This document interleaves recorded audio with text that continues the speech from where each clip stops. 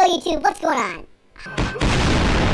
We're covering CoD Champs today. Basically, just a review of everything CWL Call of Duty, CoD Champs, World War II. Basically, just covering all things professional Call of Duty. I want to talk like best players, best teams, what we learned from CoD Champs.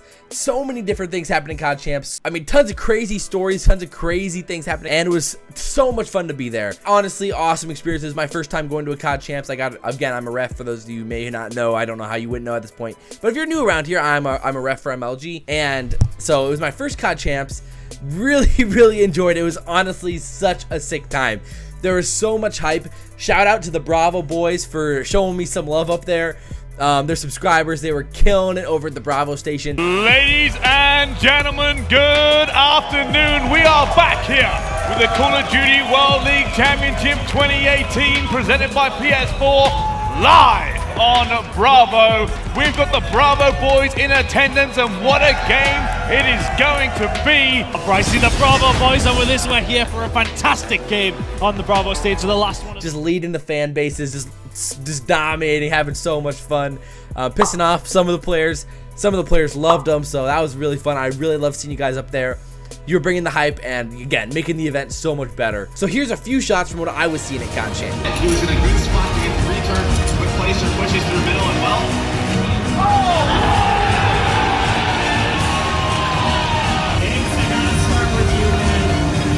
But yeah, baby, it was an awesome event. Like, actually so sick. And I literally already can't wait till next year. Next CoD Champs will probably even be better than this one, and I can't wait for it. The other news is I am moving to Phoenix this semester to do an internship with the Fantasy Footballers. They're a fantasy football podcast that is centered in Phoenix. I've loved the podcast for a long time, and I have the opportunity to work with them now, which is awesome. With that said, guys, finally, after this really long intro, let's talk CoD Champs. There is so much to talk about. I actually don't know where to start. Like, do we talk who the best teams were? Do we talk about the events? Do we talk about the matches? Do we talk about the whole season as a whole? Do we talk about potential Rostermania stuff for the future? I don't know. I don't know. Tell me, guys. I need some help around here. I don't know. I think we're just going to start with things that surprised me about CoD Champs, and then we're going to talk about some individual players who played even better than I ever thought they could have. There's just so much to talk about, guys. This is gonna probably be a pretty long video. Hang in there with me. There's a lot of good Black Ops 4 gameplay going on right now too, just right here on the screen with me. I want to actually talk about CoD Champs. So I was crunching stats like the last day and a half, really, like last night, today. I've been crunching stats all day. Crunching stats.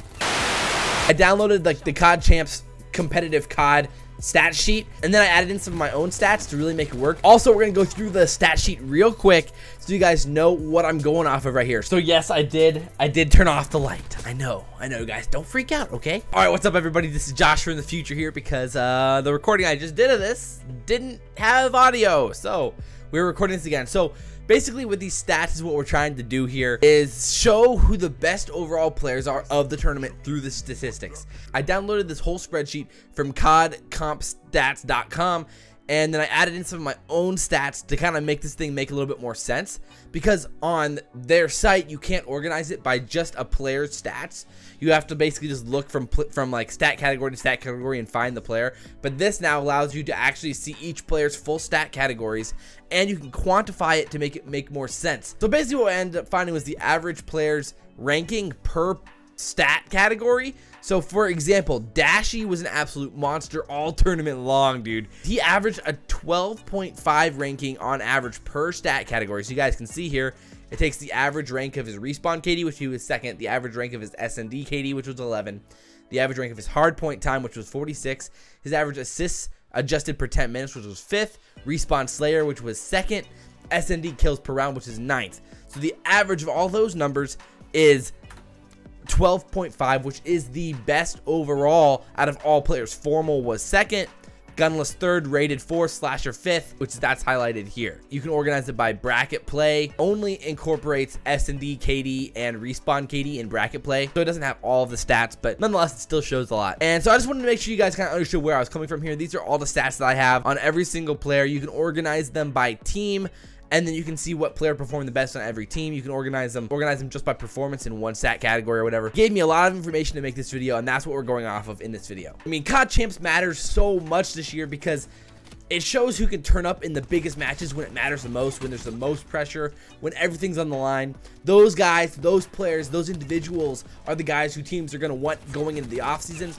And this offseason could be the craziest Rostermania in CoD history, especially if there's 5v5 Call of Duty. Then it's going to be absolutely nuts, and I don't know what will happen. But even if it's 4v4, because of how different of a game Black Ops 4 will be than World War II, I won't be surprised if every single team has a roster change. We'll talk about that in an upcoming video probably next week. So right off the rip, I want to talk about Formal. He was the god of old this tournament, man. He was so good, especially in respawn. That's what we learned from CoD Champs. He is still a stud, and he can still be the best player on the best team in Call of Duty. He 100% can still be the best player in Call of Duty. It was just kind of hiding away. It was hiding in there, and somehow CoD Champs brought it out of it. He had a 1.38 respawn KD, which is absolutely ridiculous. I mean, the second highest person was Dashy, who had an incredible event, and he had a 1.26. So Formal's respawn game was absolutely nuts, and in bracket play he still had a 1.34. So I mean, he was destroying good teams still and just absolutely going off. He had the second best time in Hill, he was the 5th best Slayer, and John was ahead of him, so somebody on his team was also slaying like crazy, and he was still slaying like crazy. He led his team in kills per round in S&D, and he had the second best KD in S&D on LG, and he just like straight up carried LG through a handful of those series. And I mean, it was hands down the best player for most of the tournament, especially in respawn. But Assault and Dashy have something to say about that, which again we'll talk about in a second. But I don't really know what changed with Formal. Potentially it was just him catching fire and him being inspired by CoD Champs. It could have been JCap and the the Yoda aspect of JCap. Somebody was talking about that on Reddit. But I also, back in the back, I saw Gunless talking with Formal a little bit, going through some strats. So, I don't know, maybe Gunless was rubbing off on him a little bit. Who knows? Who knows? At the end of the day, Formal will still be a fantastic player in Call of Duty Black Ops 4. He's a fantastic player in World War II, and people definitely underestimated him going into CoD Champs. So, the next player, the guy who absolutely tore up CoD Champs the whole event, from group play to even bracket play, was Dashy. On Complexity, Dashy was absolutely hands down carrying Complexity too. I do like Censor, I like him a lot, but he was not having a good event for himself. But Dashy was hands down holding that team, putting that team on his shoulders, strapping him down, and carrying him to the finish line. He was disgustingly good. He had the second best respawn KD right behind Formal with that 1.26. He had a 1.36 KD in S&D, which was the 11th best. He had the 5th most assists per 10 minutes. He had the second best Slayer ratio, and he had the 9th most kills per round in S&D. So he was absolutely disgusting all weekend long, like legitimately insane. The only thing for him was he was slightly worse in bracket play. Like he was around the 20th ranked player in bracket. He was about the 20th ranked player in bracket. That probably had to do with Complexity not playing as well and playing obviously significantly tougher opponents. And Complexity was not playing well, like in that Red Reserve match. It wasn't even close. But Dashy literally dragged Complexity through the beginning of that tournament. I mean, he is insane. He's going to be one of the most sought after players this offseason. And I guarantee he will be on one of the best teams in Black Ops 4 going into next season. And I'm just saying right now, even before we make this Rostermania video, Dashy to 100 Thieves makes a lot of sense in my mind, so watch out for that. Okay, so now we gotta talk about the guy who never won a tournament going into CoD Champs, and now is a CoD champion and wins the MVP. Assault was an absolute monster in bracket play, a total legend this year, dude. I'm telling you, he was nasty, man. So he just hit literally a brand new level of play in the bracket play. Who knows what happened? I'm actually gonna have to go back and watch some of those VODs because I need to see what he was doing, because he was on another level, man. So in bracket play, he was the #1 overall player. He had a 1.22 respawn KD in bracket play, which was the best in all of bracket play. He had a 1.33 S&D KD in bracket play, which is the 6th best. And he was an absolute stud all event long. Overall, he had the 7th best tournament in all of CoD Champs, including, pool play or whatever. But I mean, that's pretty good considering there's 128 players qualified, and he was the #1 player in bracket play. He absolutely deserved the MVP. Single-handedly was the best player on EG throughout the tournament, and especially again in bracket play was absolutely dominant, anchoring that team to every single win. Come on, man. There was nothing bad to say about how he played at CoD Champs. And again, he's a guy who I just assume won't be on EG next year, even though I said they're probably the team that's most likely to stay together. There's going to be a lot of really good teams wanting to pay a lot of money to have Assault on their team. So I don't know. I won't be surprised either way. Again, we'll talk about that more in the Rostermania video, but it's impossible not to mention in this one. There's so many people that love this guy. Kenny is nasty, man. He is so good. I mean, he is one of the best subs in the game. He's been one of the best subs all year long in CoD Champs. I mean, he showed it again, how good he was. And in S&D was really where he showed it the most. He had a .89 S&D kills per round ratio, which was the 3rd best out of any player who made it into bracket play, 8th best overall. And, I mean, he was absolutely nasty in S&D. Only Spacely and Weeman were in front of him out of players who qualified for bracket play. And Kenny just absolutely turned up all event long. The only 3 players in all of the tournament were in the top 15 in bracket play in both Respawn KD and S&D KD. So he had the 13th best Respawn KD and the 12th best S&D KD. I mean, if you guys watched, he went on that 11 streak and was just insane going off. And he was a huge reason why TK made it to the finals. And I mean, it's honestly shocking TK actually didn't win the event. Going into that winners finals, I thought it was no doubt 100% guaranteed TK was going to win the event. EG shocked the world. I was shocked. I couldn't believe it. But again, Clay, I wouldn't blame that one on Kenny. Kenny played fantastic all event long. And again, he is going to be one of the most sought after players going into a Black Ops 4. Black Ops 4 seems to be like a game that Kenny's going to dominate on. And so, again, watch out for 100 Thieves Kenny. That's all I'm saying. That's all I'm saying. The final individual who I want to talk about is the none other, but he graced the thumbnail of this video. He was hype all weekend long. He and his E-United brothers were fantastic for almost the whole weekend. They were so close, guys, to getting a ring. But Clayster, man, dude, he turned up, bro. Oh my word. Bracket play, especially, he was nasty, dude. I don't know what got into him. What got into this man? But all year long, he seemed to be like the guy who was kind of struggling on EU. In a lot of ways, wasn't having like a good identity with what he wanted to do on World War II. And then in CoD Champs, he just absolutely destroyed. Insane. He was 9th overall best player. He had the 7th best Respawn KD, the 15th best S&D KD, 17th best in kills per round in S&D. Again, that's all out of 128 players, all, you know, bracket play, everyone included.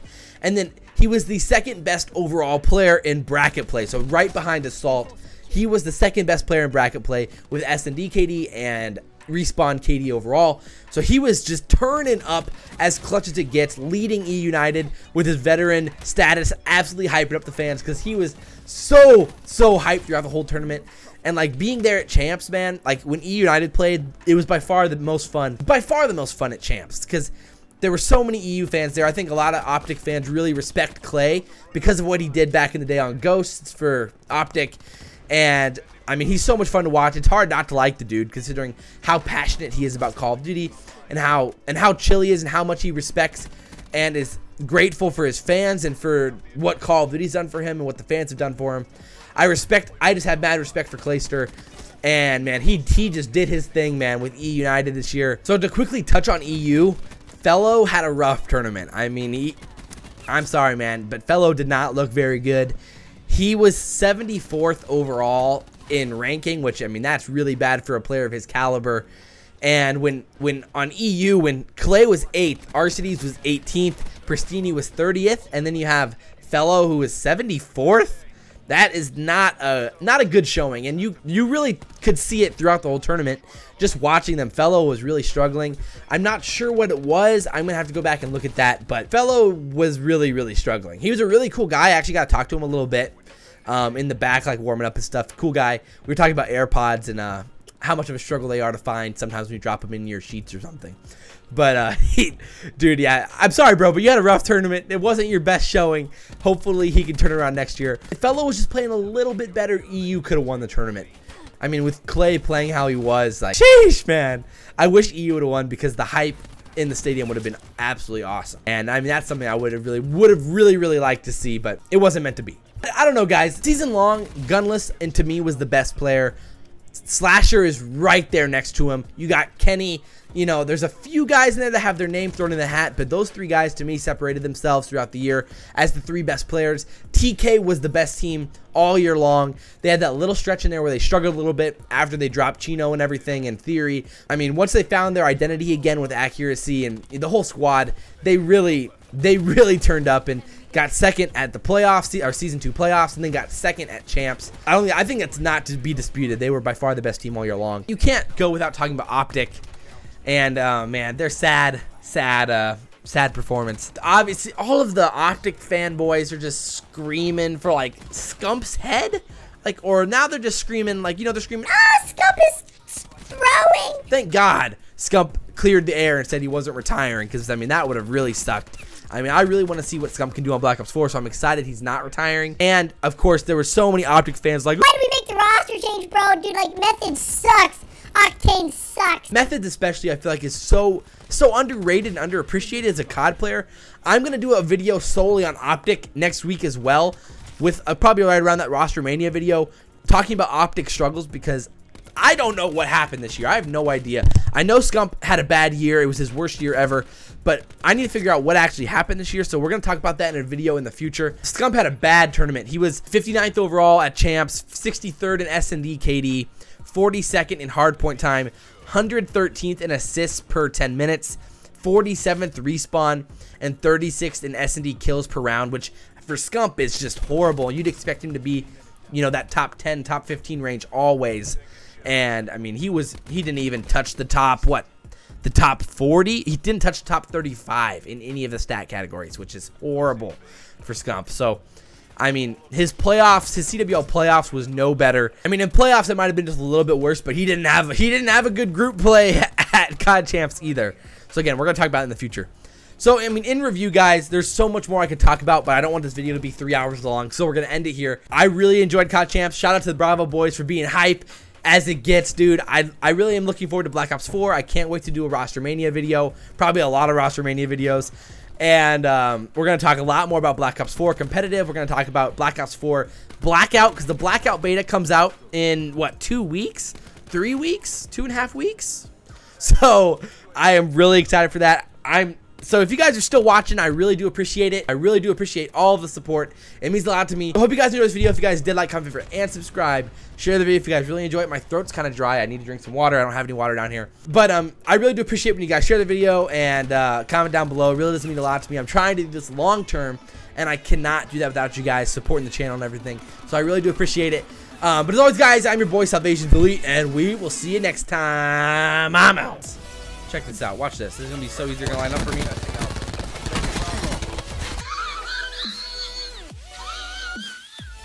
Alright, turn off the stream. Turn off the video. Oh, no.